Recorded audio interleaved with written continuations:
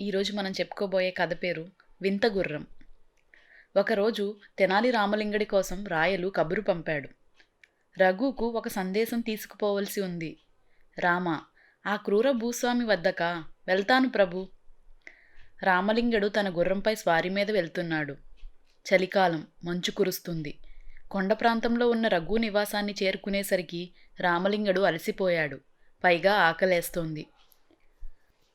రామలింగడు నిప్పుల పొయ్యి వద్ద కూర్చుని తీపి పదార్థాలు, మురబ్బాలు ఆరగిస్తున్న రఘును చూశాడు. లోపలకు రావచ్చా అండి? బయట బాగా చల్లేస్తుంది అన్నాడు. రఘు రామలింగడి పట్ల అమర్యాద ప్రదర్శించాడు. తర్వాత రామలింగడు తన గుర్రానికి ఒక మురబ్బాను ఇవ్వమని అడిగాడు. రఘు ఆశ్చర్యపోయాడు.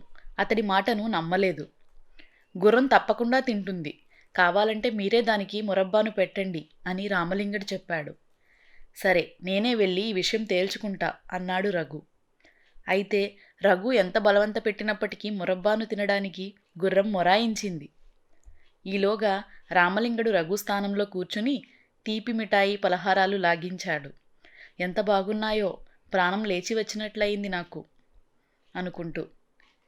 నీ గుర్రం మురబ్బాను తినలేదు చెప్పాడు రఘు. రామలింగడు బదులుగా తన యజమాని ఆకలి ఇప్పుడు తీరింది కనుక అది ఇప్పుడు గడ్డి గాదంతోటే తృప్తి పడుతుందిలేండి అన్నాడు. అప్పుడు రఘు, నీవు చాలా తెలివైన వాడివి, ముందే జాగ్రత్త పడవలసింది అన్నాడు రఘు. సరే, నన్ను వెళ్ళనివ్వండి, మళ్ళీ మిమ్మల్ని ఆస్థానంలోనే కలుసుకుంటా అని బదులిచ్చాడు రామలింగడు. ఇదండి రామలింగడి కథ, వింత గుర్రం. ఈ కథ మీకు నచ్చిందా? నచ్చితే మీ ఫ్రెండ్స్, రిలేటివ్స్తో షేర్ చేయండి. మరిన్ని మంచి కథల కోసం మన ఛానల్ను సబ్స్క్రైబ్ చేసుకోండి. Thank you.